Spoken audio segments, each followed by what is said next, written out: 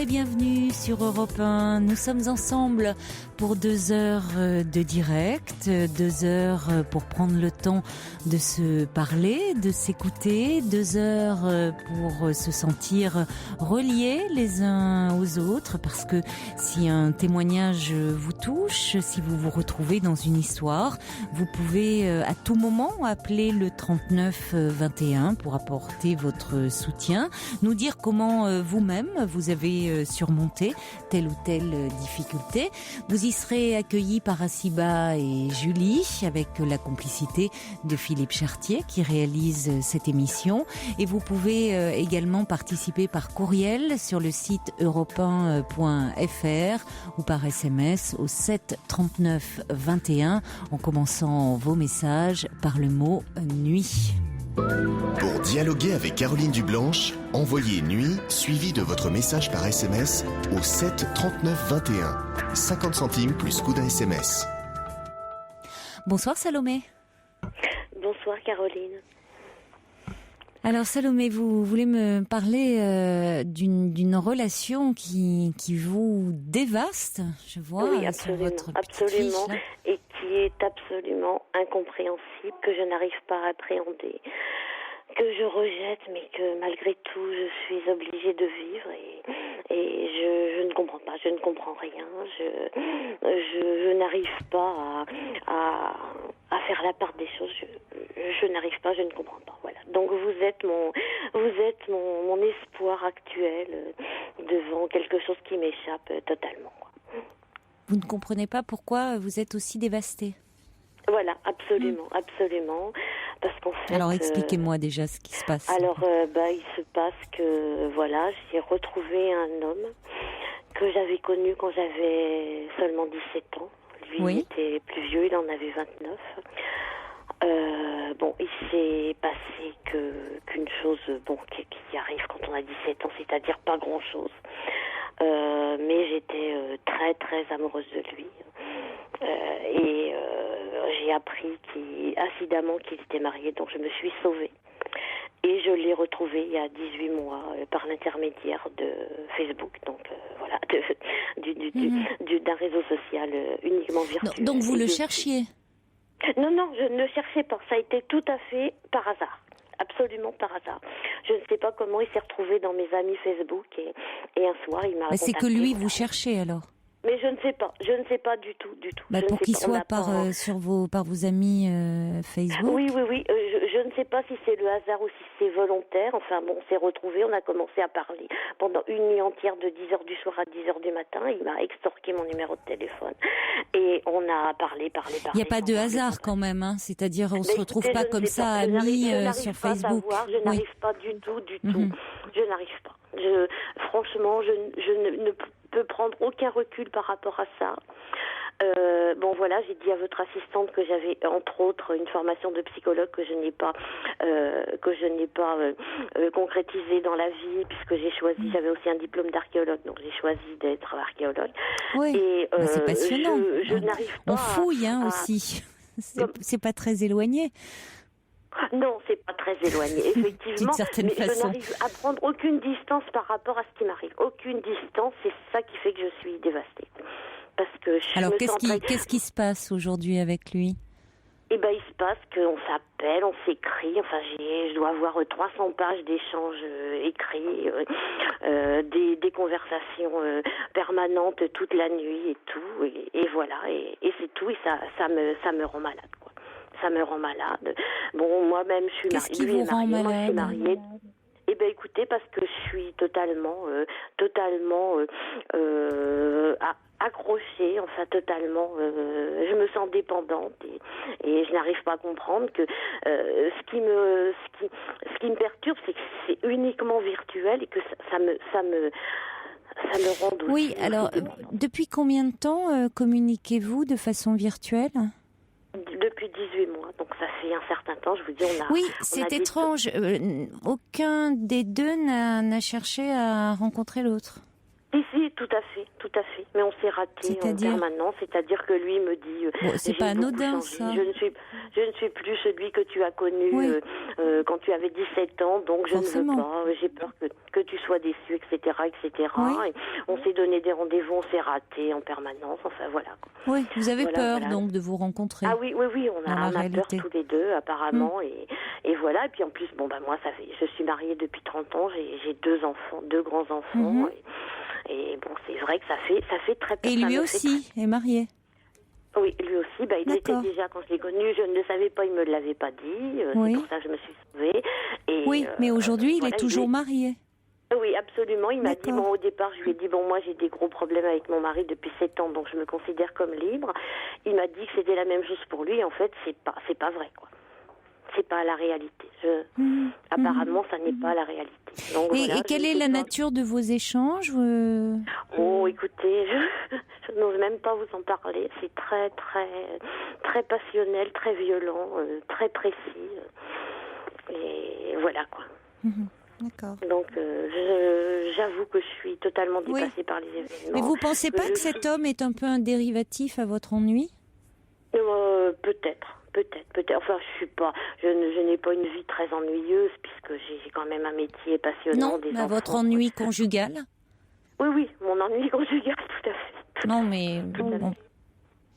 Finalement, là, vous vivez quelque chose de très passionnel, même si c'est virtuel. Vos échanges sont très fougueux, très torrides, j'ai cru comprendre, très au bout de 20 ans plus de mariage, on a du mal à trouver dans une relation. Oui, absolument. C'est tout à fait ça. Mais ce qui me dérange beaucoup, c'est la puissance du virtuel. Quoi. Et comment? Forcément, puisque tout est possible dans le virtuel. Et d'autant plus qu'avec cet homme, quand vous l'avez connu, vous aviez 17 ans, il ne s'était rien passé avec lui. Donc ça laisse la place... Pas l'essentiel, quoi. Pas l'essentiel. Oui, mais justement, c'est parfois ce qui est le plus intéressant. Oui, bien sûr. Oui, mais bon, c'est vrai que je m'en veux terriblement d'être à ce point bouleversée par quelque chose de virtuel, quoi. C'est pour ça que j'avais envie de témoigner, parce que je pense que je ne suis pas la seule à vivre ça et que... Non, mais en plus, ça vous renvoie... moi, je pense qu'il y a quelque chose dans peut-être cet homme... c'est ça, vient combler un ennui. Pas dans votre vie, j'entends que vous avez une vie... parce que vos enfants, certes, vous avez vos enfants, mais là, c'est la mère qui parle. Là, c'est pas la mère qui parle avec cet homme. C'est en tant que femme, dans votre vie de femme. Et puis cet homme, c'est aussi votre jeunesse, et votre jeunesse enfuie quand même. Je pense que je suis ça également pour lui, quoi. Je suis aussi parce que d'ailleurs, vous n'arrivez pas à vous voir, c'est autant de rendez-vous manqués, et parce que vous avez peur de non, mais moi, c'est pas moi qui ai peur, là, c'est plus lui que moi, quoi. Parce que moi, je pense que, ça va, c'est lui qui me dit, je suis plus celui que tu as connu, donc... Ce qui est juste. C'est vrai que, entre vous le fantasmez tel que vous l'avez connu. Exactement, c'est exactement ça, quoi. Je le fantasme totalement, donc je pense Comme lui, vous fantasme également, comme la jeune fille de 17 ans. Oui, voilà, tout à fait. Oui. Donc, dans la réalité, il s'est écoulé plus de... c'est plus de 30 ans. Plus de 30 ans, voilà. Oui, donc c'est énorme, c'est énorme. Oui. C'est énorme, c'est toute une vie. Et voilà, donc ce que je n'arrive pas à comprendre, c'est que ça me dévaste autant, quoi. Je ne comprends pas et je n'admets pas parce que je me sens coupable, Coupable de quoi? Vraiment, je me sens, je sais pas, je me sens minable. Je me dis enfin voilà, les relations virtuelles, ça n'existe pas, ça n'est pas la réalité. Ça permet de s'échapper d'une réalité qui, à un moment, nous pèse, nous ennuie. Ça sert à ça, le virtuel. C'est un refuge. Oui, mais alors quel est le sens? Quel est le sens réel? C'est ça le sens. C'est une façon d'échapper à une réalité. Oui, mais ça aboutit à quoi? C'est ça, ça aboutit à quoi? Écoutez, soit à un moment on sort du virtuel et on va dans la réalité avec tous les risques que ça comporte, ou à un moment peut-être qu'on considère que au fond tout ça est un leurre et que je vous dis cet homme peut être un dérivatif, quelque chose. Et à ce moment-là, on essaie de comprendre, de se dire de cet ennui, d'apporter, d'impulser à nouveau un peu de créativité pour sortir de l'ennui. Oui, mais ce que je ressens est tellement puissant et tellement profond. Mais forcément, c'est la force. Quoi. Mais parce que vous êtes dans l'imaginaire, vous êtes dans le fantasme. Bien sûr. Donc il n'est pas concrétisé. Vous l'alimentez d'autant plus que il n'y a pas de, il est pas dans la réalité. C'est un peu ce qu'on dit. Le meilleur moment, souvent, c'est quand on monte l'escalier. Oui, absolument. Et là, on monte sans arrêt l'escalier. Mais vous ne faites que monter l'escalier. On ne fait que monter l'escalier. Voilà. Oui, tout à fait. Donc il y a des moments. Donc le désir, il est à son paroxysme. Voilà, absolument. Donc c'est le fantasme absolu, quoi. C'est alors et au bout d'un moment, ça finit par en devenir angoissant parce que ça crée beaucoup de tension. Oui, non, mais là, je suis franchement. Et puis de culpabilité aussi, parce que ça crée quand même de la culpabilité par rapport à votre mari. Bon. Oui. C'est ce que je vous dis depuis tout à l'heure. Je me sens terriblement coupable. Enfin, je me sens mais oui, vraiment bon, dans les faits, vous ne trompez pas votre mari. Vous en avez besoin. Mais vous avez besoin de ça. Vous alimentez quelque chose parce que vous comblez un manque. Alors, c'est plutôt réfléchir après, voir qu'est-ce qui vous manque dans votre vie. Dans votre vie de couple. Mais qu'est-ce qui vous manque ? Ce qui me manque, c'est l'amour, c'est le désir, enfin voilà quoi. Ça me semble très clair. Le désir, vous savez, le désir c'est quelque chose de très fragile. Donc le désir, ça s'alimente, et le désir, c'est vrai, se nourrit bien sûr aussi de nouveautés. Ça se recrée, le désir. Oui, je sais bien, mais là, j'avoue que mais là, vous ne faites pas en sorte de le recréer, puisque vous vous focalisez sur cet autre, sur cet homme, et ça serait intéressant de comprendre pour sortir de cette obsession, parce que ça tourne à l'obsession. Ah oui, totalement. De comprendre ce que cet homme représente. Non, mais je comprends, Salomé, ce que cet homme représente pour vous.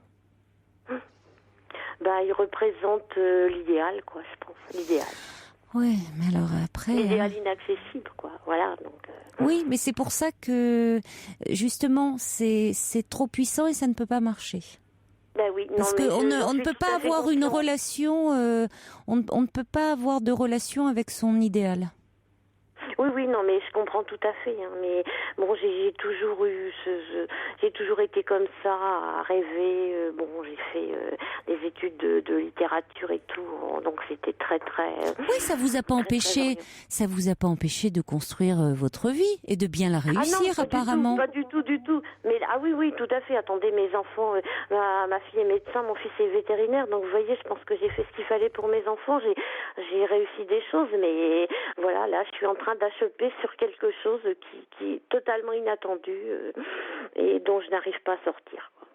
Mais attendez. Pourquoi vous enfermez comme ça à dire que vous n'arrivez pas à en sortir ? Pour le moment, vous êtes dans cette passion. C'est pas forcément aussi dévastateur que ça. Ça peut être aussi. C'est un moment donné de votre vie. C'est bon. Attention, vous pouvez. Pour sortir d'une obsession, il faut comprendre, je vous dis aussi, ce que cet homme représente. Cet homme aussi, il est lié à votre jeunesse. À un moment, vous aviez 17 ans, aujourd'hui, vous avez la cinquantaine. C'est aussi, il peut y avoir une nostalgie de cette jeunesse. Oui, absolument. Mais il peut y avoir tout ça aussi. Oui, non, mais pour lui aussi, c'est la nostalgie. C'est aussi la nostalgie d'une certaine époque, des années 70. Enfin, vous voyez, ça représente ça aussi énormément pour lui. Et bon, mais il y a quelque chose de concret, c'est que parmi tous, au milieu de tous nos échanges de ces centaines et de ces centaines de mails, d'échanges de lettres et tout, on avait décidé de publier quelque chose. Et bon, ça, pour moi, ça bloque un peu, quoi. Ça bloque un peu. Je pense que ça serait très publiable parce que on écrit pas mal l'un comme l'autre et voilà quoi.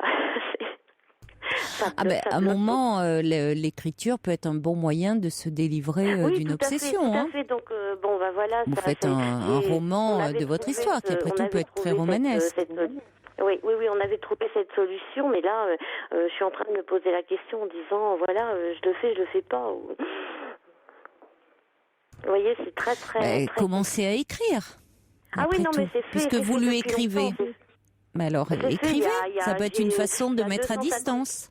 Oui, il y a 250 pages d'échanges entre nous qui me paraissent très... Oui, non, mais attendez, entre les échanges entre vous qui vous intéressent et qui vous passionnent, c'est une chose, mais de là à ce que ça passionne futurs lecteurs, c'en est une autre.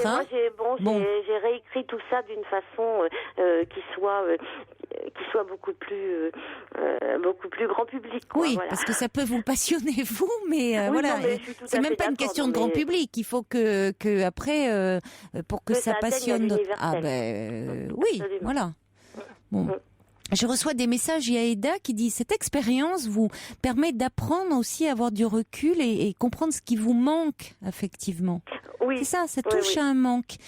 Quelqu'un qui dit « Cette relation virtuelle réveille votre libido qui était un peu assoupie. » Absolument. Alors il y a Anne qui dit « Allez au bout de votre fantasme, le mystère sera levé et vous serez fixé sur le sens à donner à cette relation. » C'est Sergio aussi qui dit « Vous êtes loin l'un de l'autre, voyez-vous absolument, tout est possible. » Oui, en fait, on est pas loin, alors, physiquement, on est très proches. Hein, oui, mais c'est pour ça que je pense, c'est pas anodin qu'il y ait eu tous ces rendez-vous manqués. Ça a un sens. Non, mais je le pense aussi, hein, oui. Ils sont pas manqués du point de vue inconsciemment. Vous faites en sorte qu'il reste des rendez-vous manqués. Oui. Non, mais ça, ça reste dans le domaine du virtuel. Donc, oui, voilà, ça reste dans le domaine du virtuel. Cet homme représente quelque chose pour vous. Symbolise quelque chose et à partir du moment où vous comprenez quoi, vous allez pouvoir prendre de la distance. Mais il n'y a pas lieu. Si vous voulez, c'est pas. Si vous vous enfermez dans la culpabilité, ça va rajouter. Ça va pas vous aider à avancer. À un moment, cette histoire, elle prend un sens à un moment donné de votre vie. Oui, j'ai très bien compris que j'étais dans une impasse. Là, c'est pour ça que je me dis, je vous disais, vous êtes mon espoir, quoi, parce que je ne sais plus.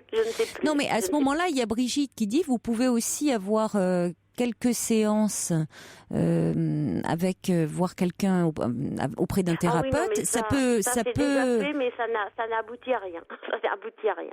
Bah oui, mais enfin, vous dites que je suis votre espoir. C'est pas en parlant quelques instants à la radio qui peut débloquer quelque chose. Vous voyez, c'est parfois il faut prendre le temps d'en parler un peu plus longuement pour comprendre pourquoi vous cristallisez autant sur cet homme. Hein. Oui, non, mais tout à fait. C'est ce que je lui ai dit un jour, que je faisais une cristallisation stendhalienne, mais je pense que c'est ça exactement, quoi.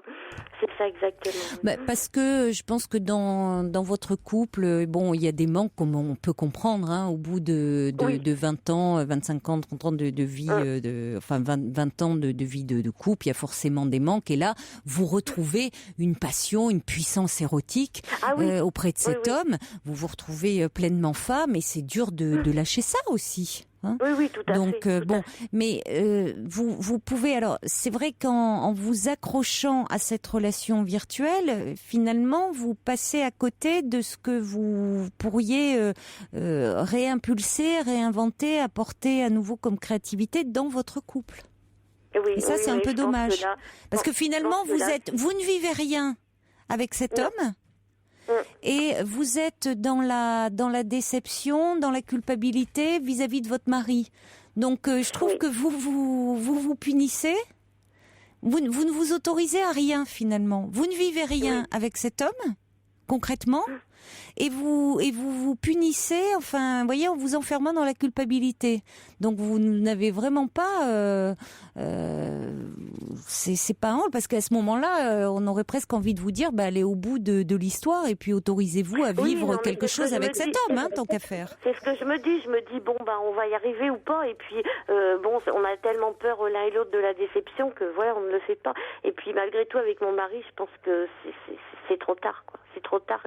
Il ne veut plus rien. Oui, mais du coup, vous restez au milieu du guet. Oui. Vous êtes au milieu. Oui. Donc c'est la position la moins confortable que vous choisissez d'une certaine façon. Ça me fait souffrir, quoi. Mais évidemment, parce que vous ne faites pas de choix. Vous êtes au milieu. Vous ne voulez renoncer à rien. Vous êtes au milieu là.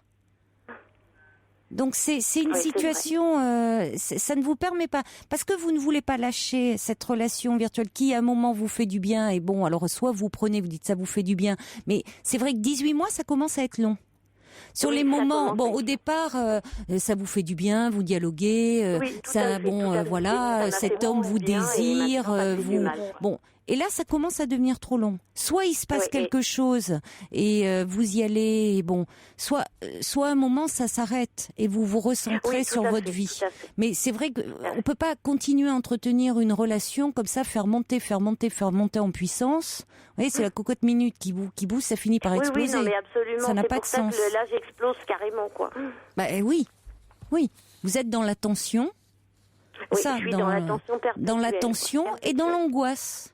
Oui, et dans l'angoisse. Forcément, parce que le but quand même, on parle derrière ça, il y a du désir, il y a une envie de désir de sexualité. La sexualité, c'est aussi le but de faire retomber les tensions. Or là, vous restez dans l'excitation, dans la tension, il se passe rien. Oui, tout à fait. Donc ça ne peut pas bien se passer. Je pense que pour lui, c'est la même chose, quoi. Ça doit être la même chose. Oui. Mais écoutez, je vous remercie de cet éclairage. Alors, il y a Isaac qui dit: qu'attendez-vous de votre amant virtuel? Croyez-vous que vos échanges virtuels pourront se substituer longtemps à votre désir bien réel, lui? Et c'est une question très pertinente. C'est le problème essentiel. Mais oui, mais c'est une vraie question. Et puis Corinne qui dit: je ne vois que deux choix possibles, soit rompre le côté virtuel en se confrontant à la réalité, au risque de rompre un charme rêvé, soit de continuer ainsi, sans attendre du concret au bout du chemin. Personne ne peut décider à votre place, curieux dilemme. Et je crois que continuer comme ça, vous en avez fait le tour. Non, c'est trop destructeur, je ne peux plus là, je ne peux plus. Et puis Brigitte qui dit: si vous choisissiez la réalité, tout compte fait, êtes-vous sûr que votre mari s'oppose à tout changement? Oui, ça je crois que... Oui, malheureusement, la réalité peut être, parfois vous savez, souvent beaucoup mieux que le virtuel. Oui, c'est ce que tout le monde dit, mais j'ai du mal à m'y résoudre aussi, quoi. C'est du mal. Parce mais la réalité, on la transforme, c'est à nous de... Oui, mais la réalité m'a fait beaucoup de mal. Il faut travailler là-dessus. Voilà. Oui. Il faut travailler là-dessus. Oui. Bonne chance, Salomé. Merci beaucoup, Caroline. Merci infiniment. Au revoir. Bonne soirée, au revoir. Merci beaucoup. Bonsoir, Lionel. Oui, bonsoir. Bonsoir. Oui. Je vous écoute, Lionel. Allô? Oui, vous êtes à l'antenne, je vous écoute. Oui. D'accord. Oui, je suis un petit peu... Alors, vous m'appelez parce que vous êtes célibataire. Oui. Et vous essayez de rencontrer des femmes via des sites de rencontres. Et en fait, c'est compliqué pour vous. Oui, disons que j'ai un peu de mal, à concrétiser, disons, à avoir des relations sérieuses, en fait. Alors, quand vous dites concrétiser, c'est-à-dire... En fait, disons que ça m'arrive, quand je rencontre, en fait, quelqu'un, donc ça arrive souvent, en fait, que ça dure... qu'on se voit une fois, deux fois, puis qu'il n'y ait pas de suite, quoi. Donc, oui. J'ai pas de... Ouais. Mais vous les rencontrez, donc c'est le premier échange. Oui. Hein, donc vous commencez à dialoguer avec elle, vous les voyez, mais vous ne démarrez pas une relation amoureuse, c'est ça? C'est ce que j'essaie de comprendre par concrétiser. Ça arrive, mais bon, c'est... En fait, c'est... Ouais, mais c'est... En fait, ces derniers temps, j'ai pas vraiment été... Ouais, j'ai pas été, en fait, amoureux, quoi. C'était soit des relations éphémères, ou... Enfin, c'était... J'avais pas vraiment de sentiments, en fait, quoi. Ah, vous n'étiez pas amoureux? D'accord. Oui, ça peut arriver. Ça explique aussi, ça paraît dans ces cas-là logique que la relation n'aille pas plus loin. Oui, mais enfin c'est peut-être un peu pour ça, c'est le fait en fait de plus tomber, enfin de plus être amoureux. Ça, c'est ça qui me manque en fait. De ne plus ressentir ce sentiment. Le fait qu'au fond de moi, j'arrive, peut-être que je me bloque aussi, que j'arrive pas. La dernière fois que vous avez été amoureux, c'était quand? C'était il y a longtemps en fait. C'était, oui. Ouais, c'était il y a une dizaine d'années. Oui. Vous avez été très amoureux à ce moment-là? Disons que j'étais amoureux une première fois il y a 20 ans. Et c'est une relation, c'est vrai, qui m'a beaucoup marqué. Et par la suite, j'ai cru que jamais je pourrais en fait être amoureux. Et puis en fait, 10 ans après, si, je suis redevenu amoureux. Donc ça vous a rassuré de voir que vous pouviez retomber, que vous pouviez retomber amoureux. Et qu'est-ce qui s'est passé donc il y a 10 ans dans cette histoire mais enfin c'était en fait, j'étais parti en Espagne. Oui. Et puis j'avais fait en fait le chemin de Compostelle. Oui. Et puis là en fait durant ce chemin en fait j'ai rencontré quelqu'un quoi. Donc voilà. Enfin je pensais pas du tout tomber amoureux de quelqu'un, puis en fait c'est arrivé quoi. Sur le chemin de Compostelle. Ouais. En plus c'est très symbolique. C'est ce que j'ai pensé sur le moment, oui. Et ça a duré longtemps, cette relation? Non, ça a duré en fait... comme je suis assez timide, en fait, je l'ai rencontré vers la fin du chemin. Oui. Et donc, quand j'ai vu que c'était un peu trop tard pour lui dire, je l'ai avoué, quoi. Et puis voilà. Donc en fait, on a vécu 3 jours intenses, en fait, les 3 derniers jours, quoi. Les 3 derniers jours Et vous ne vous êtes pas revus après? Ensuite, je suis parti 4-5 mois après la voir. Et puis donc elle avait déjà rencontré quelqu'un entre temps, donc je suis pas resté en fait. Vous étiez très déçu? Oui et non, parce que je me doutais bien que ça allait arriver, vu qu'on était aussi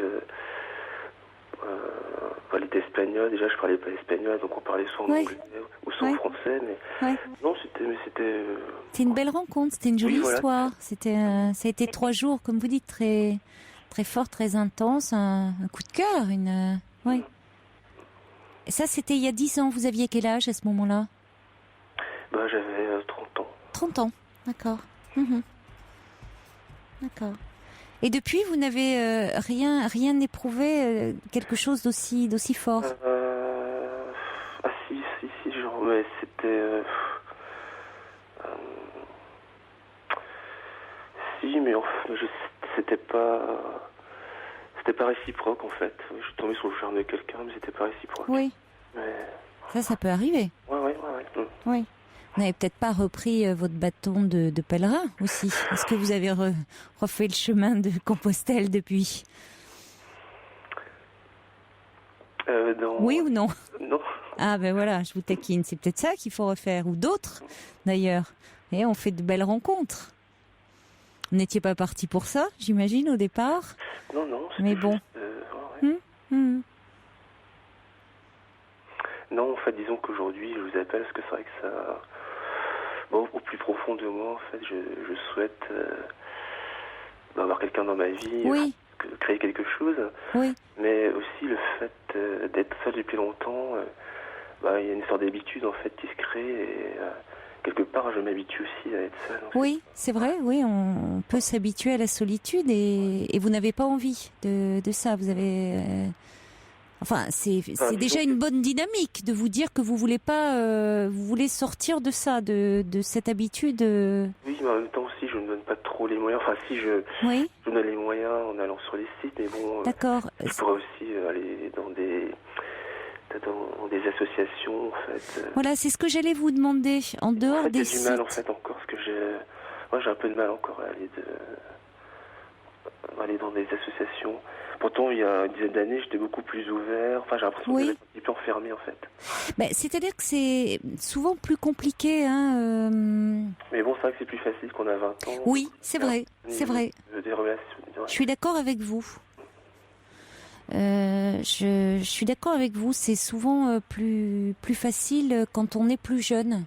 Alors, certains diront non, parce qu'on peut gagner en confiance en soi avec le temps, avec l'âge, mais je trouve que au niveau des sorties, des occasions de rencontres, c'est quand même plus facile quand on est plus jeune. Il y a plus d'occasions. Mais c'est aussi le fait que professionnellement, en fait, je suis pas encore... Enfin, j'ai pas envie de bouger, en fait, depuis 15 ans. Je serai jamais au même endroit, et donc c'est vrai que non plus, c'est pas... Ah oui, ça ne facilite pas les choses. Voilà, puis dans mon esprit, c'est vrai, quand je sais que je vais pas rester, je peux pas non plus... Enfin, je suis quelqu'un de sincère, donc je peux pas... J'essaye pas non plus de chercher quelqu'un en sachant bien que je vais pas rester. Donc oui, mais alors ça, c'est dommage. C'est dommage parce que ça, c'est pas... ça n'a rien à voir avec la sincérité, Lionel. Parce que vous savez, après, la vie est pleine d'imprévus. Après, vous ne pouvez pas décider pour l'autre. Vous ne pouvez pas, parce que votre métier vous amène à bouger, vous interdire de faire des rencontres, qu'elles soient d'ailleurs amicales ou amoureuses.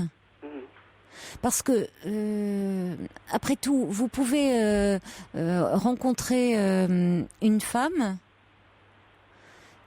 et puis commencer une histoire d'amour avec elle, et puis oui, vous allez devoir quitter la ville ou le pays, c'est ça carrément, la ville. La ville, la région dans laquelle vous vous trouvez.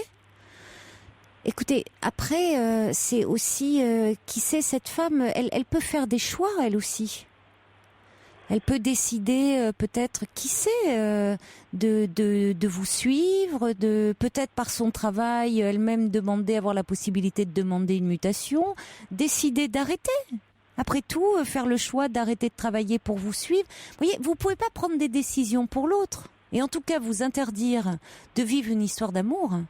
Non, mais là, c'est décider pour l'autre, sinon. Oui, mais là, c'est pas le cas. Là, c'est plutôt vrai que vu que quand je sais que je vais changer d'endroit, c'est vrai que c'est un faux prétexte en plus, je pense. En fait, c'est tout ça. Donc. Mais je pense que c'est un faux prétexte en plus. Je pense que ça ne vous aide pas. Là où je vous rejoins, je pense que ça vous aide pas, évidemment, à faire des rencontres, parce que ça, c'est plus compliqué. Vous n'avez pas de possibilité de créer des liens stables. Vous restez en moyenne combien de temps dans une région ? Disons, ces derniers temps, c'était peut-être 1-2 ans. Ah oui, en effet, oui, c'est pas là. Mais là, en fait, je suis dans une région où j'ai décidé de rester. Oui. Mais bon, c'est vrai qu'entre-temps, il y a quand même 20 années qui sont passées. Donc c'est une région où je suis né. Et les personnes aussi que j'ai connues, elles ont tous une vie de couple ou de famille. Donc c'est vrai que j'ai du mal aussi à reprendre contact avec les personnes que j'ai connues auparavant. Oui, oui. Enfin, tous ceux que vous connaissiez. Oui, voilà. Oui, c'est compliqué, oui, quand on revient dans sa région d'origine, dans sa région d'enfance. Mais il y a certainement de nouvelles personnes peut-être des nouveaux arrivants, et avec qui vous pourriez créer des relations. enfin, disons que là, j'essaie, enfin, petit à petit, ouais, Parce que c'est pas parce que vous restez même peu de temps dans une région, en plus là vous dites que là vous aimeriez peut-être y rester davantage, que vous ne pouvez pas vous autoriser à faire partie d'associations. Je ne sais pas ce que vous aimez, si vous avez des centres d'intérêt. Oui, j'ai des... Enfin, disons que mes centres d'intérêt, c'est vrai que depuis enfin, je les ai plus orientés dans soit les sports, en fait, où je peux pratiquer tout seul, ou... C'est vrai que je suis assez solitaire, en fait. Oui, donc, et oui. Donc, évidemment, vous voyez, c'est un peu le serpent qui se mord la queue. Hein. Vous pouvez pas, du coup, vous pouvez pas faire de rencontres. Donc, vous faites des sports, pas des sports collectifs. oui, oui. Non, mais qu'est-ce que... Alors, je vois, il y a Brigitte qui dit il y a de la chorale, des ateliers de chant, du théâtre. On y trouve beaucoup de femmes célibataires. Ouais, mais même... Pas trop. Comment ? La chorale, c'est pas votre truc. Non, mais même si vous aimez faire du sport, alors après tout dépend ce que vous aimez. C'est vrai que si vous aimez courir, faire mais ou alors après il y a les salles de sport où on croise. Aussi sur le théâtre, quelquefois j'y pense en fait. Si vous êtes timide, ça peut être pas mal ça le théâtre. Ouais. Vous voyez, ça peut être pas mal ça. Qu'est-ce que vous faites comme sport ? C'est plus en fait un peu de la course en fait, oui. Du footing, autrement du kayak. Enfin, j'aime bien je suis près de la mer donc j'aime ça. Ouais. Et vous pourriez pas faire partie parce que enfin si vous aimez courir, non parce que il y en a il y a des groupes, il y a des choses comme ça, mais en même temps ceux qui aiment courir, ils aiment bien courir seuls souvent. Et vous m'avez dit près de la mer, vous faites quoi ? Du kayak en fait. Du kayak là, on le fait à plusieurs. Vous pouvez pas vous inscrire dans des clubs ? Si, mais en fait, quand je m'étais inscrit déjà, c'était déjà complet, donc... il faut vous inscrire à nouveau. Non, moi, en même temps, ça me dérange pas... Enfin... Oui, mais ça vous dérange pas. Mais voyez, il faut aussi savoir, il va falloir vous bouger un peu, Lionel. Parce que vous me dites que vous voulez... vous aimeriez avoir un peu une vie de couple, un peu, et puis ça veut dire qu'il va falloir vous ouvrir aux autres. Parce que sinon, rien ne va bouger. Oui, je sais. Parce que si vous continuez, vous l'avez dit vous-même, c'est le paradoxe.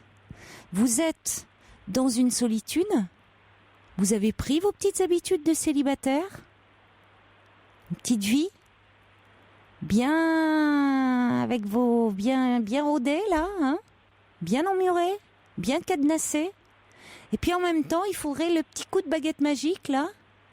Alors effectivement, oui, on rentre chez soi, on se met derrière son écran. C'est en plus très facile quand on est timide, plus facile. Et puis on clique. Et puis voilà, d'un petit clic, on espère qu'on va trouver l'âme sœur. Ça peut marcher. Mais je veux dire, il y a cette possibilité-là, mais il faut aussi se donner la possibilité d'autres rencontres. Alors, ça ne veut pas dire que vous pouvez pas continuer à aller sur des sites et faire des rencontres de cette façon-là. Parce que c'est un plus et c'est l'occasion de rencontrer des jeunes femmes là où vous êtes. Et à un moment, vous pouvez avoir un coup de cœur partagé pour l'une d'entre elles. Mais ça veut dire aussi que dans votre vie, au quotidien, il y a certainement des choses à aménager. Parce que si vous restez comme ça dans cette vie un peu comme ça repliée sur vous-même, avec juste comme possibilité votre écran, c'est un peu limité. Vous pensez pas ? Si, mais même, je veux dire,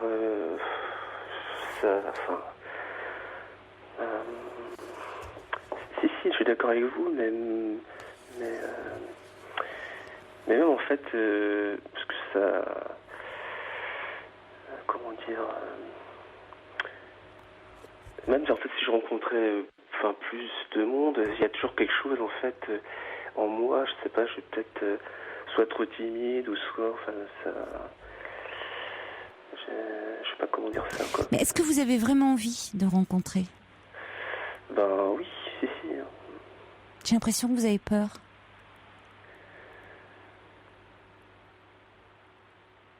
Un peu, oui. Ouais. Ouais.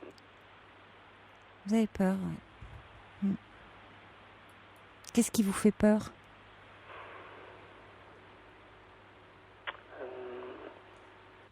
Je pense qu'en fait, c'est rencontrer quelqu'un qui me plairait et que ce soit pas, et que ce soit pas réciproque en fait. Ouais, mais ça, j'ai du mal en fait à. Mais ça peut tous nous arriver. Je sais, mais j'ai du mal en fait il faut du temps à chaque fois pour digérer en fait. C'est pour ça, Oui, mais ça, il y a quelque chose à comprendre, à élaborer. Pourquoi vous le vivez? Alors, et ça, peut-être que justement, les sites de rencontres ne font que vous fragiliser, parce que vous pouvez rencontrer des femmes qui vont vous renvoyer, peut-être parce que vous n'avez pas suffisamment une bonne image de vous. Donc vous pouvez rencontrer des femmes et puis vous pensez, comme vous dites, vous les voyez une fois, deux fois et vous ne comprenez pas pourquoi ça ne continue pas. Alors vous le dites vous-même, vous n'êtes pas amoureux. Mais ça sous-entend peut-être ce que vous n'avez pas dit, que parfois c'est arrivé, qu'il y en a que vous auriez bien aimé revoir et que vous n'avez pas revu. Mais c'est le propre de ces rencontres par Internet aussi, Lionel. On peut dans la vie, il arrive que les sentiments ne soient pas réciproques. Et puis d'abord, pour parler de sentiments, les sentiments, ça se construit d'abord. C'est dans la relation. Au fond, ces femmes que vous rencontrez, elles vous connaissent pas vraiment, elles savent pas qui vous êtes. On peut pas prétendre connaître quelqu'un en une rencontre, ou voire même en 2 rencontres ou 3 rencontres. Donc, vous ne devriez pas vous sentir aussi affecté, aussi ébranlé par tout ça. Oui, enfin, c'est peut-être aussi la façon que des fois, c'est en fait que la relation se finit en fait. C'est souvent sur sans justificatif et donc c'est un petit peu brutal en fait. Et c'est pour ça que ça quelquefois ça m'affecte un peu quoi. Oui, mais parce que je pense que vous au fond de vous avez, c'est une question d'estime de vous. Vous avez une mauvaise image de vous et qu'il y a quelque chose. Je pense que c'est au-delà de la timidité. Quand je vous écoute parler, il y a la timidité. La timidité, c'est autre chose. Mais j'ai l'impression qu'il y aurait quelque chose à élaborer autour de l'image que vous avez de vous-même et de l'estime que vous avez de vous-même. Prendre confiance en vous. Vraiment, ça vous aiderait. C'est ce que, d'ailleurs, à l'instant même, je reçois un message de First Lisa qui dit « Vous pourriez travailler sur la confiance en vous, un peu auprès d'un thérapeute. Ça vous aiderait. » Vous avez peur d'aller vers les autres. Alors, par peur de souffrir, par peur qu'on vous renvoie, finalement, je ne sais pas quelle est votre histoire. Vous préférez pas trop vous frotter aux autres, quoi. Il y a Marie qui dit, c'est vrai qu'il faudrait se bouger, on fait des rencontres partout. Moi qui suis célibataire et en bord de mer, je veux bien communiquer, dit Marie. Alors Marie, vous pouvez, à ce moment-là, c'est un petit texto que je reçois, nous laisser votre numéro de téléphone, nous le renvoyer par SMS au 7 39 21 ou nous appeler au 39 21 et on communiquera votre numéro de téléphone à Lionel. Et puis il y a Osiris qui dit Lionel semble avoir mûré sa vie sentimentale. Pourquoi ? C'est un petit peu. Il y a Johan aussi qui dit vous êtes semble-t-il d'une timidité attachante. Il est vrai que dans ce cas, cela peut être un handicap sans être un défaut. Au contraire, essayez de jouer de ce charme via des rencontres réelles. Après tout, pas mal de femmes aiment ce trait de caractère qui est un signe de tendresse et de sensibilité. Laissez le hasard agir aussi. Bonne chance à vous et ayez confiance en vos possibilités. Et puis justement il y avait Eda qui a envoyé un petit message qui dit moi j'adore votre sensibilité Et il y a Petite Fleur qui dit « Je suis dans la même situation que Lionel, je confirme que l'on s'accoutume à la solitude ». Mais je pense qu'il y a quelque chose à travailler, à élaborer un peu chez vous. Oui, disons que j'avais essayé plusieurs fois de voir un psychothérapeute, mais j'arrive pas. J'essaie plutôt maintenant de voir plutôt quelqu'un qui est plus axé sur le comportement, en fait. Mais pourquoi pas? Mais ça peut être un thérapeute comportementaliste. Oui, voilà, c'est ça. Peu importe. Où je suis, il n'y en a pas. Bon, il n'y en a pas, en fait. Pourquoi pas? Mais bon, c'est toujours une façon de repousser, de ne pas faire les choses aussi, Lionel. Vous avez toujours aussi une façon de ne pas faire. Bah, écoutez, vous pouvez trouver un bon thérapeute. Peu importe, moi je dirais souvent la formation du thérapeute. L'important, c'est de trouver quelqu'un avec qui on se sent bien et en confiance. Donc peut-être là où vous êtes, essayez de voir ceux qui sont là, et vous en trouverez peut-être un avec qui vous vous sentirez bien et avec qui vous vous sentirez en confiance. Comme dit Brigitte, quand on fait des efforts pour sortir de chez soi, on a de bonnes surprises. Et puis, il y a les cours de théâtre, il y a les cours de danse aussi, ça aide à prendre confiance en soi. Aller danser, c'est aussi aller au contact de l'autre. On rencontre des femmes là aussi. Il y a les cours de salsa, il y a les cours, vous voyez, ça vous aidera aussi à vous sentir mieux, peut-être mieux dans votre corps. Il y a toutes ces modes d'expression. Il y a beaucoup de choses à faire. Il y a Johan qui dit « J'ai 27 ans, je suis dans le même cas que vous. Dernièrement, j'ai décidé de me prendre en main, je me lâche et je me lance. J'ai pris pas mal de râteaux, mais j'ai aussi fait plus de rencontres que sur le net, que je trouve non adaptées à mes attentes. Je laisse parler mes envies, j'oublie de plus en plus le regard des autres. Il faut foncer, courage à vous. » Marie dit « Effectivement, je vous rejoins, c'est plus dur avec l'âge de faire des nouvelles connaissances, de sortir. Quand on est étudiant, on a un certain rythme, notre vie bouge tout le temps, on rencontre toujours de nouvelles personnes, même elles viennent à nous, avec les programmes Erasmus, la vie en cité U, les changements de logement qui y sont liés. Une fois dans la vie active, c'est plus difficile, mais pas impossible de rencontrer de nouvelles têtes. Si on ne change pas tout le temps de travail, de service, on côtoie toujours les mêmes personnes. Les loisirs, une fois inscrits dans une association, passer la nouveauté des débuts, pareil. Et arrivé à la trentaine, même si on rencontre de nouvelles têtes, souvent, elles sont mariées. Mais c'est vrai que l'on n'a rien sans rien. C'est par rapport à mon âge, en fait, que justement, les personnes, comme j'ai envie de construire quelque chose, déjà, les femmes qui ont mon âge, déjà, c'est soit trop tard, ou soit elles ont déjà, en fait. Donc, c'est pas... Alors, Marie ajoute, quand on veut quelque chose dans la vie, il faut se donner les moyens. Courage à vous, je vis la même chose. Sans l'écran, pour moi, la vie, c'est dehors et pas dedans. Voilà. Et puis Jeanne dit, vous savez, de la même façon que l'on ne tombe pas amoureux tous les quarts d'heure dans la rue, il en est de même sur les sites de rencontres. Il n'y a pas de Père Noël pour trouver des conjoints. Il faut vous donner du mal, ne serait-ce que vous asseoir à la terrasse d'un café ou faire du sport en salle. Les courses à pied en groupe existent, ainsi que les randonnées, plus courtes que le chemin de Compostelle. Aller dans la rue, dans les lieux publics, mais pas forcément sur le net, qui est pas toujours bon par rapport à l'image de soi. Voilà. Allez, bonne chance. Il faut y aller, il faut vous lancer un petit peu, Lionel. D'accord. D'accord ? Bien. Je vous remercie. Et puis, comme dit Pierre, n'ayez pas trop peur de souffrir, parce que c'est aussi une façon de se protéger, ça. Bonne chance à vous. Merci. Au revoir. Au revoir. Bonsoir Agnès. Agnès, vous êtes avec nous ? Oui, bonsoir. Bonsoir. Bonsoir Caroline. Alors moi je vous appelle pour tout à fait autre chose. Oui. En fait, c'est pour ma fille. Voilà, en résumé, je vais aller assez vite parce que c'est assez long. Nous avons adopté une petite fille en Thaïlande qui avait 2 ans à l'époque. Elle a maintenant 15 ans. Elle vient d'avoir 15 ans. Donc elle est dans l'année de ses 16 et elle vit une grosse crise d'adolescence depuis 4 ans. Depuis la 5e en fait. À savoir que elle ne travaille pas. Elle est hyper douée dans toutes les matières. Ça, les profs nous le disent à chaque fois.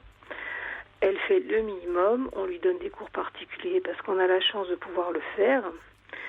Elle a une personnalité extrêmement complexe.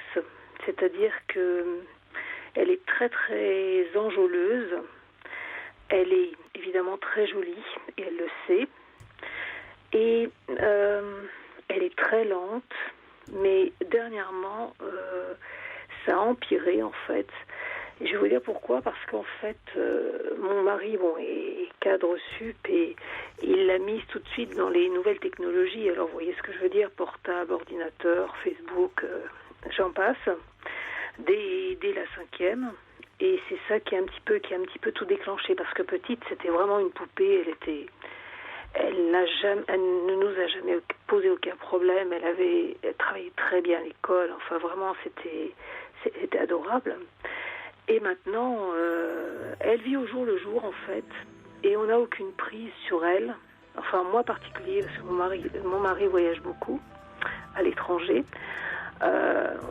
J'ai tout essayé, les menaces, la confiance, la gentillesse, rien n'a de prise sur elle. C'est-à-dire qu'elle vit jour après jour et elle attend que ça passe.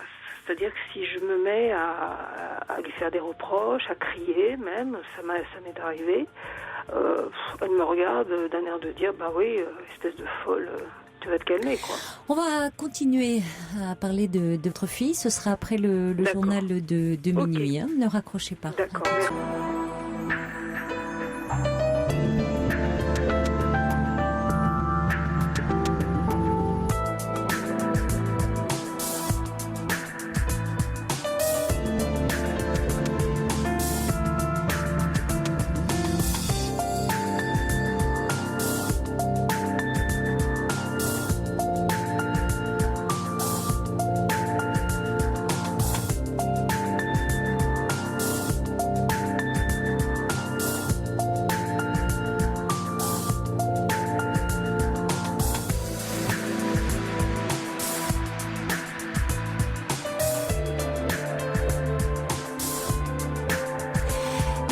Se poursuit sur Europe 1 avec vos témoignages au 39 21.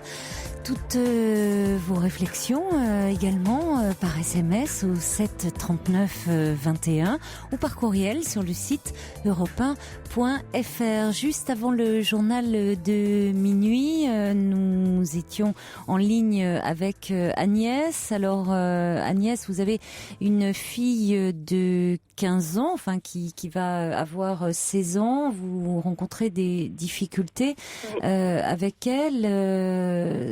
Alors vous m'avez parlé du fait que ça a commencé avec l'arrivée des nouvelles technologies, mais bon, j'ai envie de dire aujourd'hui tous les enfants ont Internet et autres, mais qu'est-ce qui se passe exactement, quel type de comportement, enfin quelles difficultés rencontrez-vous avec elle au juste? Alors bon, c'est ça que j'aimerais comprendre. C'est que si vous voulez, elle a une double personnalité. C'est une petite jeune fille qui est ravissante, qui est très enjôleuse, qui, quand elle veut quelque chose, sait y faire. C'est assez péjoratif de dire ça. Elle ne réclame rien, elle ne demande rien, mais c'est pire. Parce que si elle demandait quelque chose, on est encore capable de lui dire non. Et elle me fait ses yeux de coquère. Et effectivement, quand elle était plus petite, je craquais. Bon, maintenant, je craque plus parce que j'ai compris son jeu. Mais le problème, c'est que, en fait, si vous voulez, elle a passé un stade cette année, c'est-à-dire qu'elle me vole toutes mes affaires. Cette année, je lui ai dit, écoute, maintenant tu es grande, moi je vais t'acheter on va choisir ensemble des produits de maquillage pour ta peau, parce qu'elle a la peau bien sûr plus foncée que moi, pour faire tes yeux, tes ongles, mais ça, le week-end, les vacances. Je ne veux pas que tu ailles à l'école avec ça. Bon. Et alors, au début, elle a respecté ça pendant 15 jours, et puis après, ça a été peinture leurrée de partout. Moi, j'avais honte, je voulais plus aller dans les magasins avec elle. Enfin, c'était abominable. J'avais honte, donc j'ai piqué une crise. Donc ça, j'ai tout supprimé.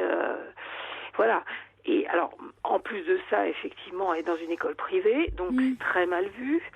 Puis moi, je veux pas à 15 ans, on vit une vie, à 17, on en vit une autre, à 20, une autre, etc. Je lui dis, si tu veux vivre tout maintenant, qu'est-ce que tu feras plus tard? Oui, mais en même temps, les adolescentes, souvent, alors que vous fixiez des limites, c'est-à-dire qu'effectivement, quand elle va au collège, qu'elle ne soit pas maquillée, c'est une chose.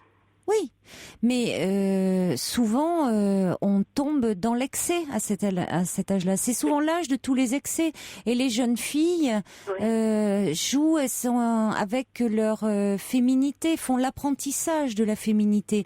Donc ça peut passer dans le maquillage par des excès. Et souvent le maquillage, ça peut être aussi un masque, une protection. On se cache derrière du maquillage. Vous savez, vis-à-vis de la jante masculine, elle a déjà expérimenté pas mal de choses. Mais oui, mais ça peut aller. Moi, je suis pas d'accord. Mais je vois pas le rapport avec le maquillage d'ailleurs, là. Oui, bon. Oui.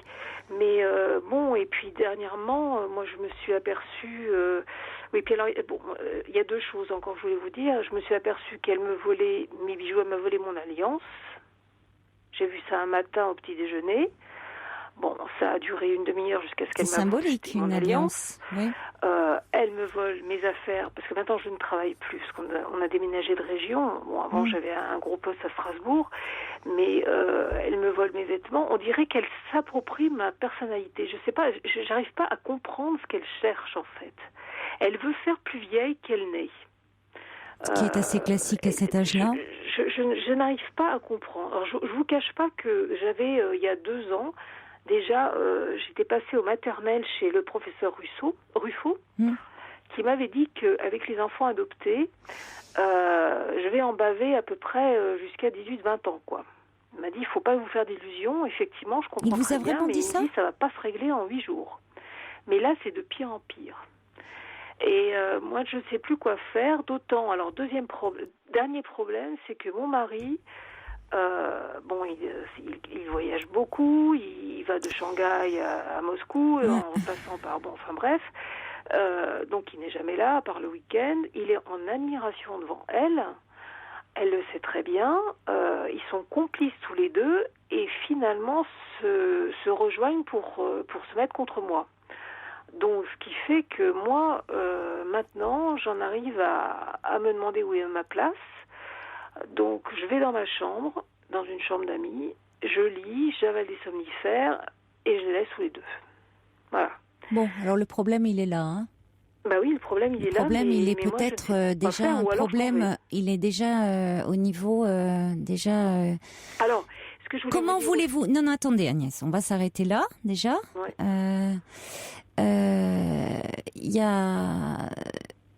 On est dans une question de rivalité. Oui, vous dites.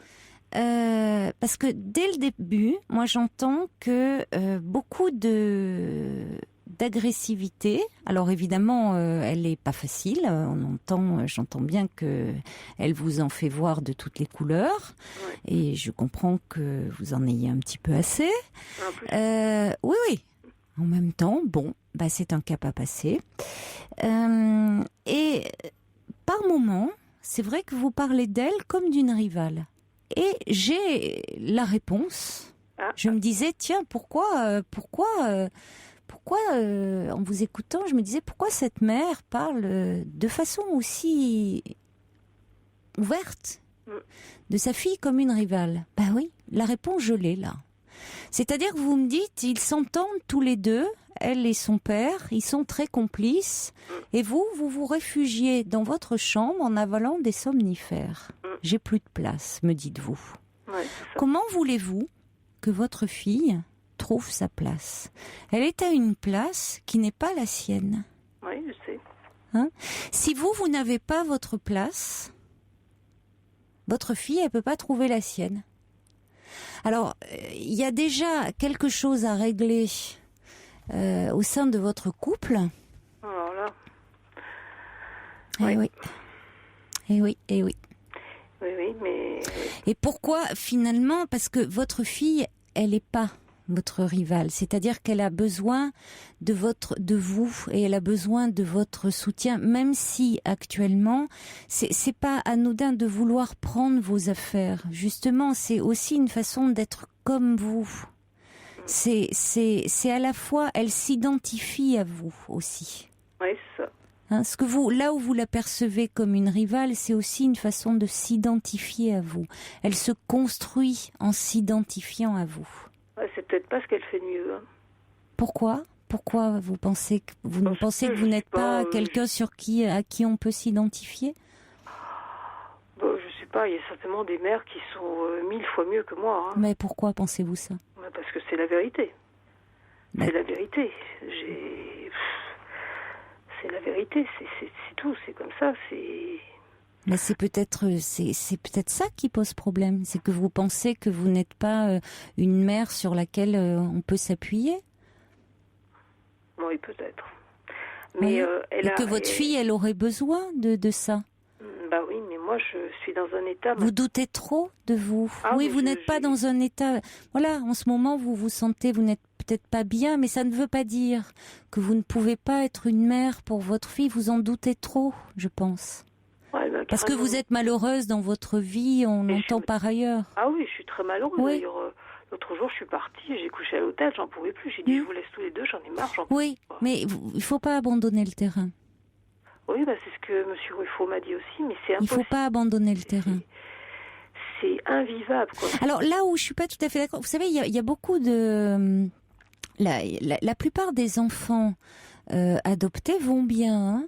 C'est là où je suis pas d'accord avec ça. Le côté les enfants adoptés, vous allez en baver des ronds de chapeau jusqu'à 18 ans.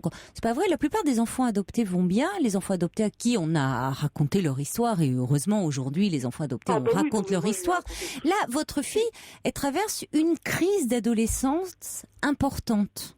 Bon, elle traverse une crise d'adolescence, mais ça ne veut pas dire qu'elle ira pas bien et que ça sera pas quelqu'un de bien construit. Vous voyez, mais c'est pas propre, c'est pas parce qu'elle a été adoptée forcément. Ah non, mais je pense pas que ça soit ça le problème. En fait. Mais moi, je pense qu'en revanche, c'est pas anodin dans votre façon d'en parler. C'est vrai que vous l'avez mis tout de suite en avant, et peut-être que vous sentez pas légitime, vous doutez de votre place à vous mais ça, c'est en clair, tant que mère. Vous avez raison. C'est exactement ça. Eh oui. C'est exactement ça, vous avez raison. Alors que votre fille, elle a, même si elle vous malmène, même si elle est agressive avec vous, même si elle a quand même besoin de vous et de s'appuyer sur vous, parce que bien sûr que elle a son père mais en tant que future femme, c'est à vous qu'elle s'identifie.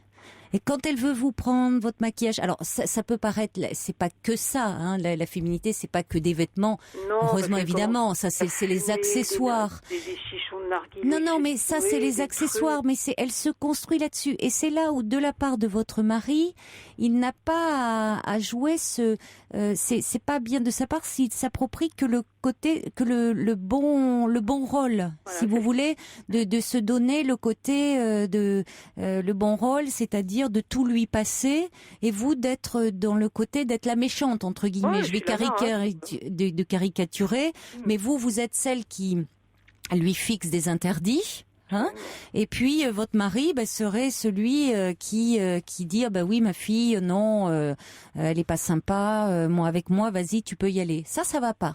Et c'est là-dessus je disais qu'il faut régler des choses. Peut-être quand je disais dans votre couple c'est une chose, mais en tout cas en tant que parent, dire que vous n'êtes pas d'accord dans le couple parental déjà, dire que ça vous n'êtes pas d'accord, et que je vous disais qu'il faut pas abandonner le terrain là-dessus. Pas devant votre fille, hein, c'est pas devant votre fille qu'il faut avoir cette discussion, mais avec votre mari. Dire que vous voulez pas jouer ce rôle-là, hein, du rôle de la méchante. Oui, mais en plus je suis pas méchante, c'est ça le pire. Mais j'en suis convaincue, et je vous sens malheureuse. Ah oui, et je vous sens malheureuse, et je trouve tellement dommage parce que vous pensez que vous n'êtes pas à la hauteur. Ouais, mais je le suis pas. Mais non, c'est pas la preuve. Je vais lire, j'avale des médicaments. Mais d'ailleurs, je suis en train de voir un malade. Je me demande si j'ai pas un truc à l'estomac, parce que bon, ben voilà. Mais c'est terrible, quoi. C'est terrible. Je sais pas. J'ai tout essayé, la confiance, machin.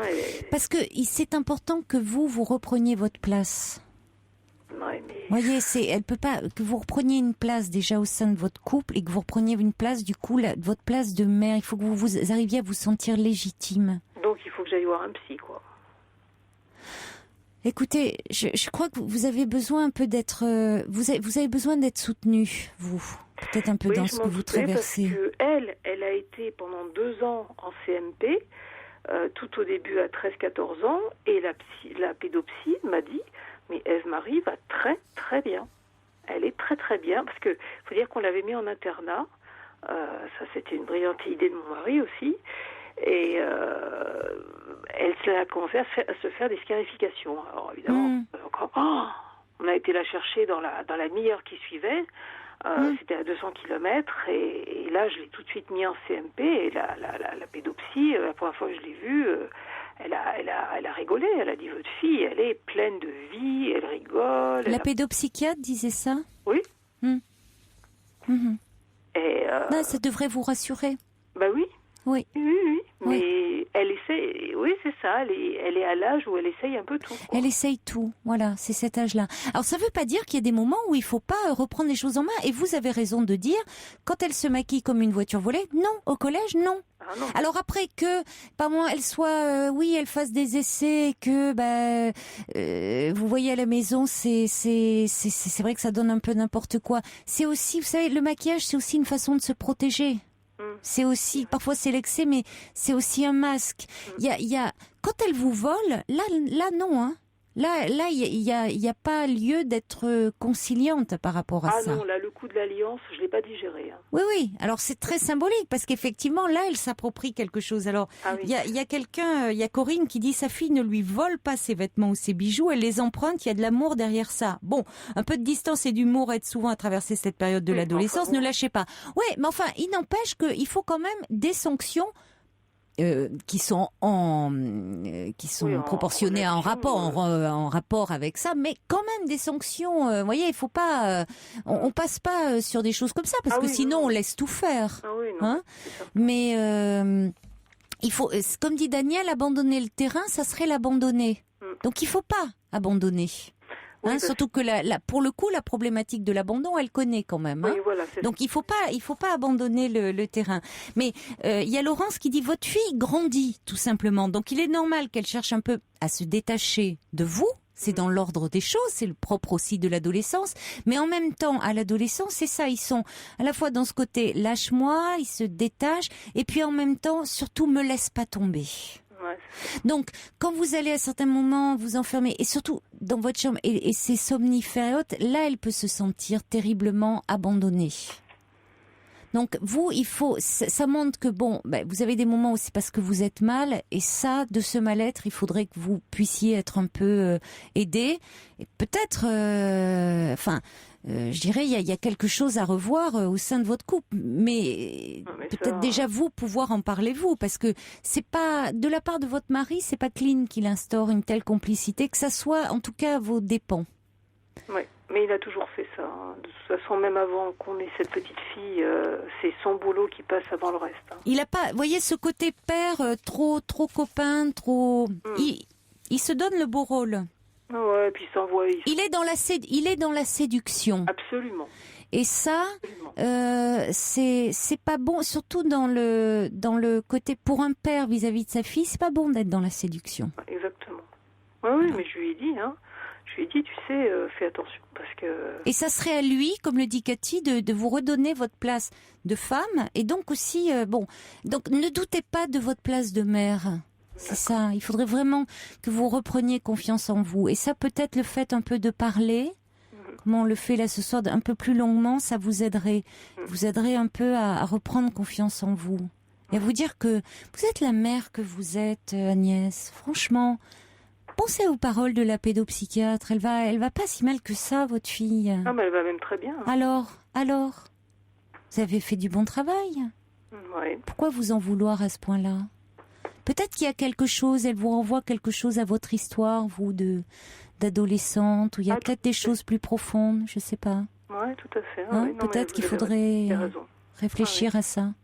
Bon, écoutez, je vous remercie beaucoup, Caroline. Mais je vous en fait prie. Beaucoup de bien. Parce que c'est vrai que je peux parler à personne. J'ai une amie, mais elle aussi me dit « Oh, mais ça va s'arranger quand elle aura 18-19 ans. » Je dis « Oui, mais en attendant... » Oui, mais en attendant, c'est difficile. C'est difficile, oui, exactement. Oui. Ah oui, non, mais... Donc ne restez pas dans cette difficulté-là. Merci beaucoup, Caroline. Je vous en prie. Un orage, je vous écoute tous les soirs. Et vraiment, vos conseils sont vraiment très précieux, quel que soit le problème posé. Hein. Ça, je tenais quand même à vous le dire. Merci. Voilà, merci beaucoup de votre confiance. Je vous embrasse et moi puis aussi. Je vous souhaite ce qui reste de nuit, pour vous, de travail pour vous. Merci. Belle nuit à vous, Agnès. Merci. Au revoir. Caroline. Des messages qui arrivent par courriel. Laura dit: cette jeune fille semble se chercher, mais cherche aussi le regard de sa mère. Il faut, à mon avis, qu'elle trouve sa place de fille, mais cela ne peut se faire que si Agnès retrouve sa place de femme dans le couple. Toutes les adolescentes traversent des années difficiles, adoptées ou non. Elle se cherche en tant que femme et elle a besoin de sa mère pour cela.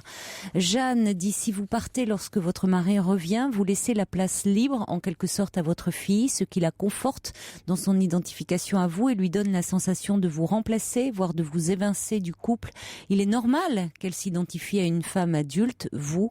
Lorsque votre mari revient, votre place est à ses côtés.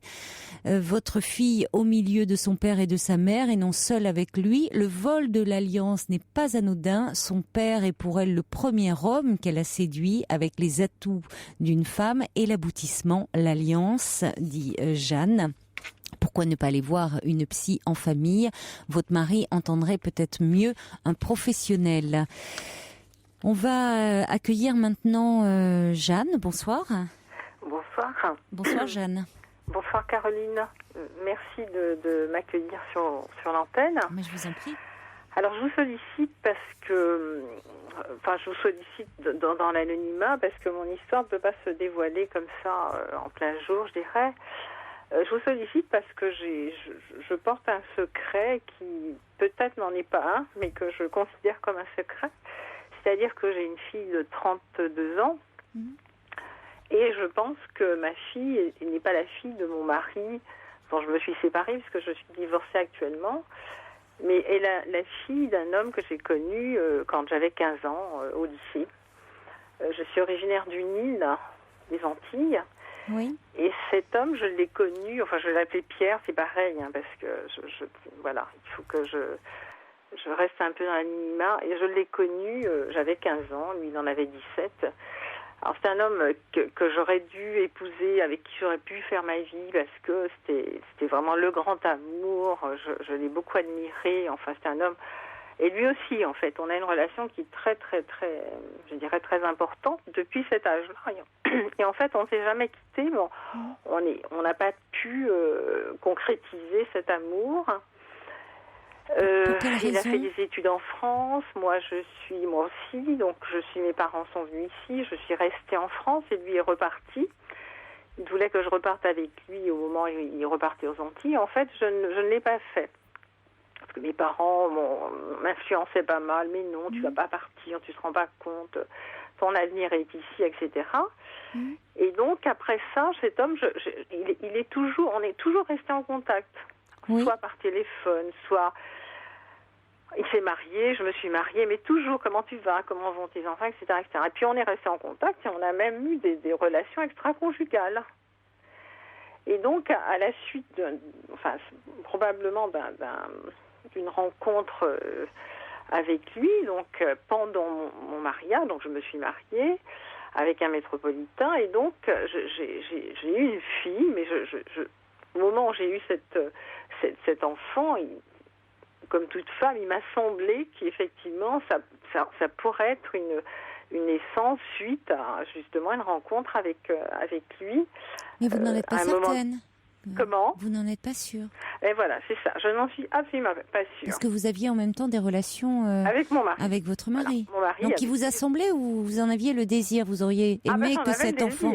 Oui, vous auriez aimé que cet enfant soit le fruit de vos relations, de cet amour avec cet homme que vous aimiez finalement. Voilà. Oui. Et puis lui aussi, je pense, mais peut-être plus moi que lui, je pense. Et donc... Non, c'est important ça, parce que vous auriez pu à cette période-là ne pas avoir de relation avec votre mari, enfin, vous pourriez en être certaine, vous n'en étiez pas... Il y a certainement eu des relations avec lui, avec mon mari, donc effectivement, il y a un doute qui peut persister.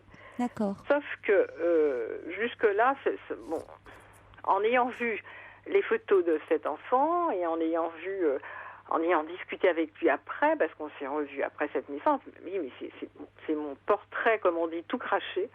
C'est vraiment, enfin, voilà. Et quelqu'un de ma famille, donc je pense que c'est ma mère, soupçonnait, parce qu'elle connaissait cette relation quand j'étais jeune au lycée. Oui. Elle m'a dit, mais un jour, elle m'a dit, mais parce qu'on s'était disputé, mais oui, mais ta fille, c'est une bâtarde. Alors moi, j'ai fait celle qui... J'ai dit, mais comment tu peux dire des choses comme ça, enfin, etc., etc. Et puis, bon, ma vie se déroule, je rencontre après mon divorce un homme avec qui j'ai une relation pendant 10 ans, etc. J'ai plus d'enfants, évidemment, là maintenant j'ai 57 ans. Et donc, maintenant je suis toute seule, cette relation de 10 ans s'est terminée. Et puis, depuis 4 ans, ma fille a fait une grosse dépression suite à une rupture avec un ami. Enfin, elle a rencontré un jeune de son âge, enfin quelqu'un, mais... avec qui elle pensait faire sa vie, avoir des enfants à 28 ans, enfin non, un petit peu moins, on se dit, bon, voilà. Et cette jeune fille est quelqu'un de tourmenté. Et pendant 4 ans, là, je viens de vivre quelque chose de très, très difficile, donc une grosse dépression, on m'a dit qu'elle était bipolaire, etc. Elle a dû être hospitalisée une fois en psychiatrie, etc. Et puis cet état s'est amélioré, parce qu'elle a pu s'expliquer avec ce jeune homme, et puis finalement, l'année dernière, elle est repartie, voilà. Mais elle garde un état très fragile, affectif très fragile, et elle a donc du mal, elle, à avoir des relations, mener une relation amoureuse, je dirais, de façon continue. Donc elle a rencontré un autre jeune homme, etc. Mais bon, on sent une jeune fille très tourmentée. Moi, je me suis sentie très mal au moment les plus profonds, parce qu'il y a eu des tentatives de suicide, etc. Je me suis dit, ça m'est remonté comme ça, un jour, je me suis dit, mais si c'était à cause de ça? Et si c'était ça? Oui. Elle connaît votre histoire, elle sait que vous avez aimé un homme... Oui, tout à fait, j'ai raconté... avant de rencontrer celui, son père, c'est pas... Voilà. Oui, celui qui l'a élevé, en tout cas. Enfin, celui qui l'a élevé, lui, il n'est pas au courant. Bien sûr, personne n'est au courant de cette histoire, mais je l'ai est-ce que, justement, ce jeune homme que vous avez profondément aimé, est-ce qu'il sait qu'il pourrait être le père? Ah bien sûr, puisque quand elle est née, je lui ai envoyé des photos, et lui, il m'a dit, oulala, mais qu'est-ce qu'elle me ressemble, etc. Donc, elle lui ressemble? Ah oui, justement. Elle lui ressemble, d'accord. Oui. On met les deux photos l'une à côté de l'autre, il n'y a pas photo, comme on dit. Bon, voilà. Et donc... Mais dites-moi, comment se fait-il... donc, votre mère parle de votre fille en disant que c'est une bâtarde? Non, elle l'a dit une fois. Parce à quel propos? On s'était disputés, alors je ne sais pas trop pourquoi, mais... voilà, un jour il y avait un oncle et une tante qui étaient à la maison, alors elle a lancé ça comme ça, j'étais vraiment très mal, parce que... Il y a de quoi, c'est très violent. Elle parle quand même de sa petite fille. Mais elle connaît ce jeune homme, elle l'a connu, elle sait qu'on a eu des relations. Mais elle pouvait être frappée par la ressemblance. Exactement. Quand elle connaissant ce jeune homme. Alors, bon, moi j'ai épousé un métropolitain, comme on dit aux Antilles, donc si vous voulez, j'ai un fils, elle a un frère aîné qui est de couleur, on va dire, plutôt blanche, et puis elle est beaucoup plus colorée, on va dire, vous voyez. Donc, en fait, c'est possible, hein, quand on est métissé comme ça, les couples, Oui. Voilà, ça peut pas choquer, quoi. Ça n'a pas choqué. Mais je n'ai toujours pas compris pourquoi vos parents s'étaient opposés à l'union avec ce jeune homme. Eh bien, parce que mes parents étaient assez rigides. Ma mère était surtout assez rigide. Elle voulait qu'on fasse des études. Et on a fait des études. On a fait des grandes études même. Et donc, bon, elle s'était dit, mais non. Et puis aux Antilles, ben voilà, elle pensait que il n'allait pas être sérieux, enfin, etc. Donc, c'était un jeune homme plutôt effacé, enfin, quelqu'un qui menait sa petite vie, mais qui n'avait pas envie de non plus s'imposer auprès de mes parents. Donc, voilà. Donc mes parents n'y croyaient pas trop. On n'était pas du même, on va dire, du rang social aussi aux Antilles. Et donc elle disait, mais non, tu comprends, ses parents, ils vont pas du tout accepter. C'est pas les mêmes familles. Enfin voilà, Oui. il y avait quelque chose de cet ordre-là. Donc Oui, elle m'a dit, d'accord. non, tu repartiras pas. Et moi j'étais majeure, j'avais 18 ans passés, mais je n'allais en aucun cas contredire ma mère surtout. Hein. Ça c'était sûr. Hein.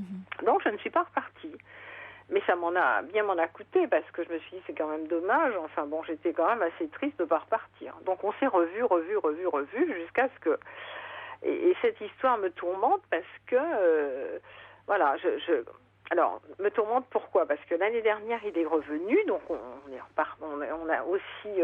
on s'est rencontrés, on a mangé au restaurant, et puis tout en parlant de ma fille...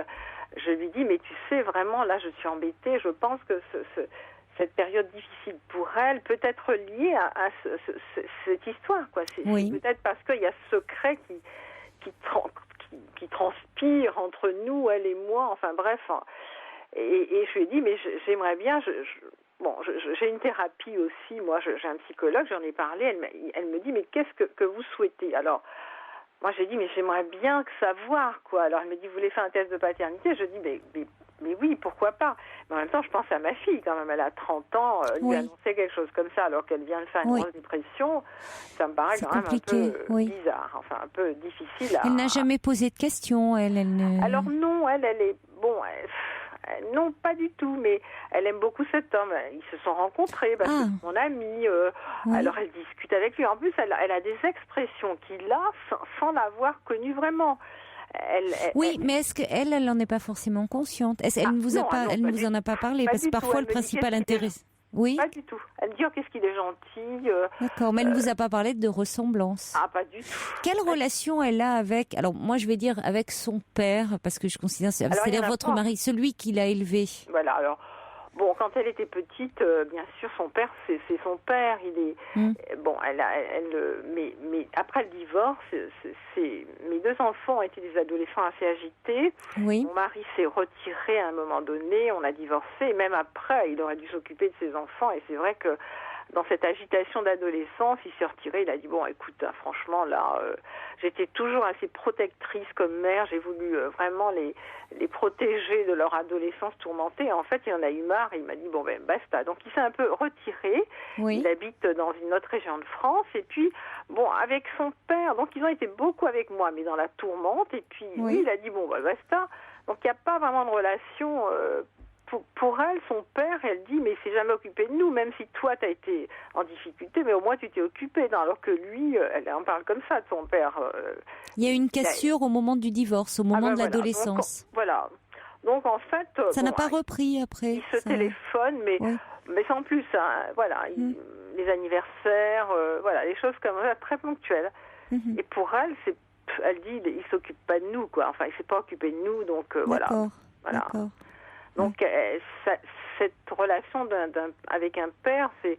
Petite fille, c'était très bien, toute petite. Et puis, oui, quand même. Elle était très proche de son père. Il était très aimant avec elle. Bon, ça compte, c'est important. La relation était très très bonne. Au contraire, ça, je peux que lui le remercier parce que c'était vraiment. Mais alors là, quand elle a eu donc cette rupture amoureuse, elle a fait des tentatives de suicide. Ça s'est mal passé parce que elle espérait que ce jeune homme s'installe, qu'elle ait des enfants. Elle était partie vraiment dans ce projet-là, et lui, en fait, probablement que c'était pas le moment.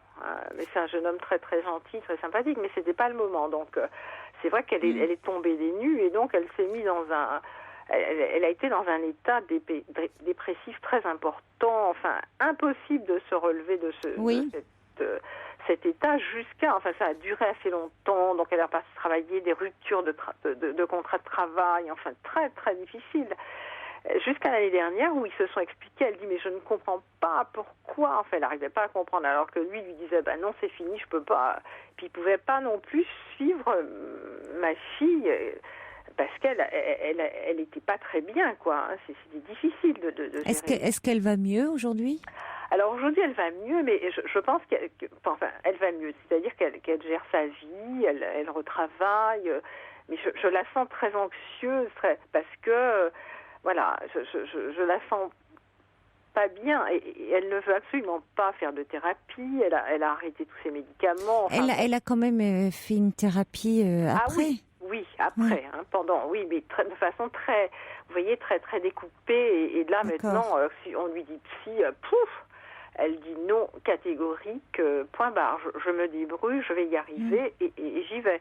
Mais j'ai toujours une angoisse derrière parce que l'angoisse elle est liée au fait que je la sens instable, mais elle s'en sort pas si mal. Et puis le fait que je me dise que j'ai dans la tête cette histoire qui me perturbe et cet homme qui sans arrêt m'envoie des mails.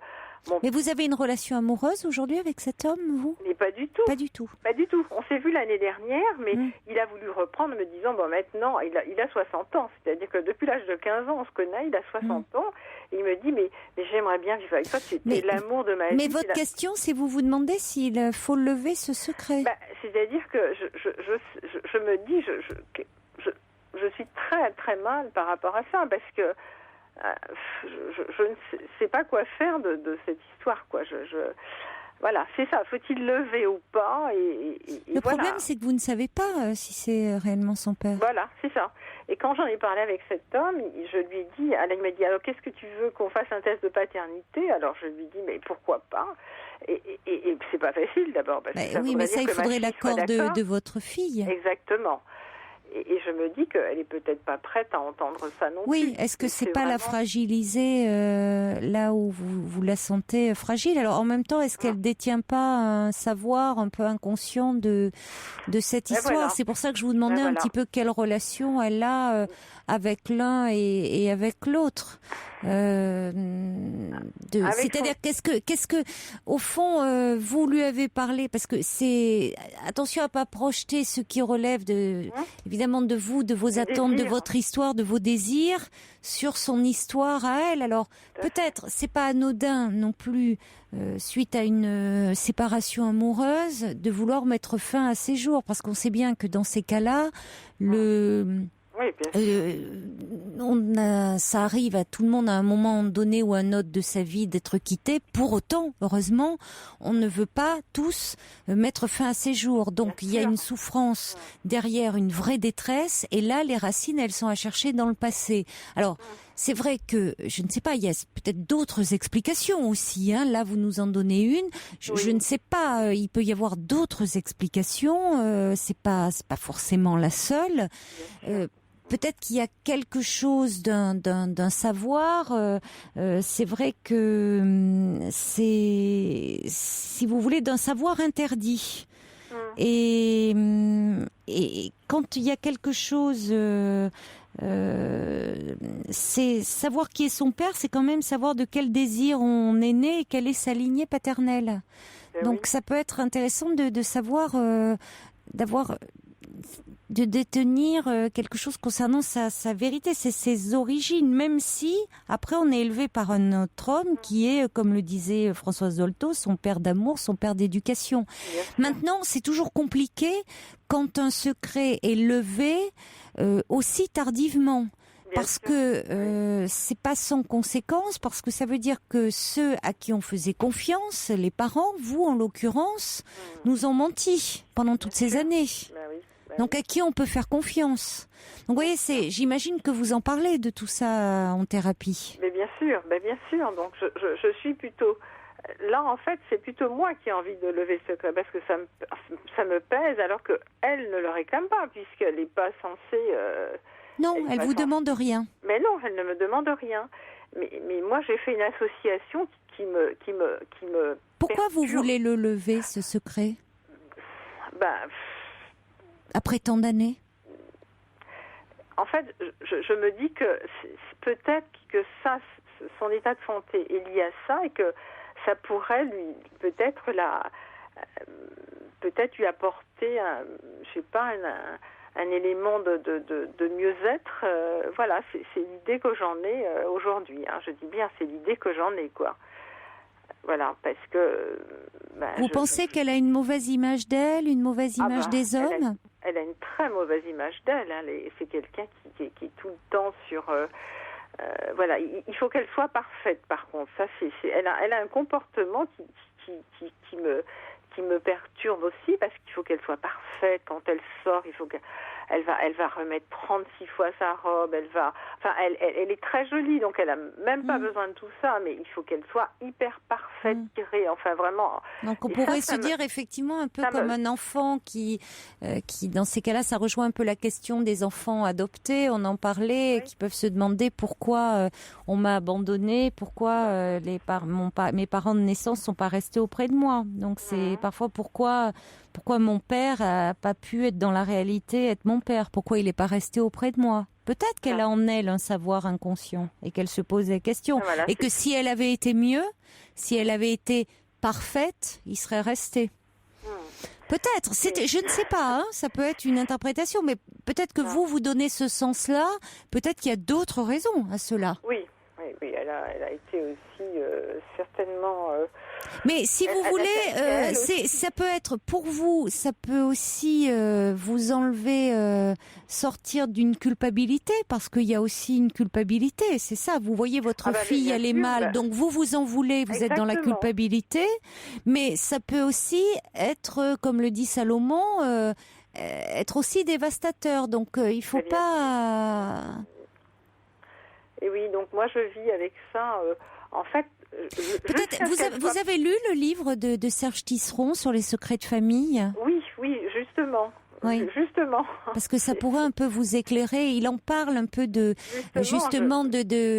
ces secrets, de leur de qu'est-ce qui fait qu'à un moment on les dévoile, pourquoi, enfin quels effets ça peut avoir. On n'est plus dans le côté systématique de dire il faut à tout prix dire et pourquoi on le dit. C'est vrai que ça peut être toxique, ça s'atténue avec les générations, mais alors là elle en est directement détentrice, hein, on est dans la première génération.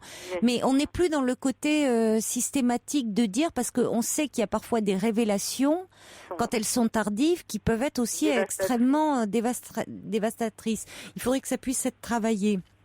Tout dépend comment c'est dit et les motivations derrière. Après, vous pouvez peut-être en parler avec elle, mais le problème c'est qu'elle n'émet pas de demande et que c'est un peu là aussi, vous la sentez pas bien. Mais... Elle n'a pas de demande. Mais non, elle n'a pas de demande. Fois, c'est comme si elle en avait pour moi. Si vous voulez, peut-être que c'est moi qui monte l'histoire. Mais quelquefois, elle dit des choses comme... je me demande si c'est mon père, en parlant de son père nourricier. Vraiment. Hein, elle vous le dit, la ça façon dont quand il se comporte, elle me dit, je me demande si c'est vraiment mon père. Alors, elle me dit des choses comme ça. Alors, moi, évidemment... là, quand même, elle vous tend une perche. Quand elle dit ça dans la conversation, je laisse les choses aller en disant... ou alors, je ne réponds pas. Peut-être que vous pouvez dire... il ne faut pas non plus lui casser cette image de père, parce que c'est lui qui a quand même été auprès d'elle. Hein. Tout à fait. Donc il faut pas tout casser. C'est lui qui a été auprès d'elle. Et petite, elle a eu une relation, il a été très proche d'elle. C'est lui qui a été là la nuit, quand elle était pas bien, quand elle était malade, quand elle était... Enfin, je veux dire, c'est lui qui l'a élevée, éduquée, ça compte, ça. Hein, n'enlevons pas à ce père, à celui, même si c'est pas lui qui a mis la petite graine. Ah oui, le père qui éduque a beaucoup. Mais vous pouvez peut-être dire... c'est compliqué, l'histoire est compliquée, et dire j'ai aimé, tu sais vous pouvez lui dire avant de te rencontrer, j'ai aimé cet homme puisqu'elle le connaît. Mais elle le sait ça déjà. Oui, mais dire voilà, et il y a effectivement j'ai un doute, mais peut-être que au fond est-ce que vous pouvez à ce moment-là lui parler de cette histoire, mais dire que en tout cas même si c'est pas son père biologique, il est d'autant plus formidable parce qu'il s'est occupé d'elle comme un père, même s'il le sait pas lui de toute façon. Lui n'est pas au courant de l'histoire. Non, bien sûr. Mais ça pourrait peut-être aussi lui enlever un poids et peut-être de la tristesse, parce que quand elle dit ça, elle exprime de la tristesse aussi, ou de la colère, un mélange de colère et de tristesse, de dire il est pas là pour moi. Bien sûr. Comment un père peut se comporter aujourd'hui de cette façon? Elle se sent un peu abandonnée.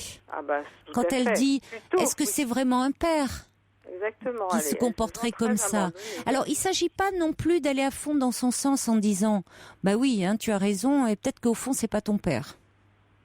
Non, ça non, mais je vous sens beaucoup plus délicate que ça. Mais volontairement je caricature. Mais ça peut être une façon de dire l'histoire est compliquée, et peut-être qu'au fond aussi cet homme, il y a des choses qui ont transpiré. Un secret, ça transpire, donc il vous a rien dit, mais lui aussi il a pu sentir des choses à travers. Oui, j'en suis pas sûre. Ouais, il faut pas le prendre non plus peut-être pour un imbécile, Non, pas du tout. Là, je le dis en toute sincérité, mais je pense que par contre, ma fille, quand elle regarde des photos de cet homme que j'ai connu à l'âge de 15 ans, elle le trouve très beau, elle le trouve sympathique. Enfin, elle a une attirance vers cet homme qui. Il y a peut-être pas, mais donc elle dit des choses à sa façon. Quoi. Oui. Bon. C'est exceptionnel alors je reçois un mail de Pam qui dit « Je suis un enfant naturel, j'ai un père adoptif, j'aurais aimé que ma mère ne me cache pas la véritable identité de mon père naturel, j'ai été longtemps malheureux. Dites-lui la vérité même si elle ne vous la demande pas, car longtemps je n'ai pas osé la demander moi-même à ma mère, elle m'a menti longtemps, l'a révélé à mon frère et à ma sœur, qui eux n'étaient pas concernés. Ce genre de secret est insupportable, stop aux mensonges sur les naissances des enfants naturels, vous nous volez nos identités. » On sent beaucoup de colère dans ce mail. Et c'est vrai que souvent dans les secrets, c'est révélé à ceux qui ne sont pas les principaux concernés. Et les principaux concernés, eux, ne le savent pas. Et ce qui est terrible, ils l'apprennent par d'autres qu'eux. Ça, c'est terrible. C'est d'une violence inouïe. Et vous voyez, par exemple, ces propos de votre mère, ça a été dit une fois, mais ta fille, c'est une bâtarde. Il se pourrait qu'un jour, ça revienne aux oreilles de votre fille, aux oreilles de votre fille. Ça peut revenir par le biais de quelqu'un d'autre. Il y a ce risque-là, et ça peut être très violent. Bien. Donc, bon, il y a peut-être une façon d'en parler, mais encore en disant, au fond, elle peut être riche de père, parce que celui qui a été présent auprès d'elle a été un père, et puis si aujourd'hui il est peut-être un petit peu moins présent, peut-être que ça peut aussi l'aider à comprendre certaines choses. Oui. Mais à travailler quand même en thérapie, puis elle, ça serait bien qu'elle le reprenne en thérapie. Oui. C'est pas simple, en tout cas, merci. Non, c'est pas simple, non. De votre éclairage. Il y a quelqu'un qui dit mais on n'a plus le temps de l'apprendre, que ça fait écho à sa propre histoire. Peut-être qu'on la passera demain, parce que vous pouvez réagir le lendemain aux histoires, aux témoignages que vous avez entendus la veille. Merci beaucoup en tout cas de votre confiance, et bon courage à vous. Merci. Au revoir. Un petit message d'Eridan qui dit: votre fille semble intuitive et secrète, ce sont les deux pôles d'une âme inquiète, rassurez-la en étant juste sa mère.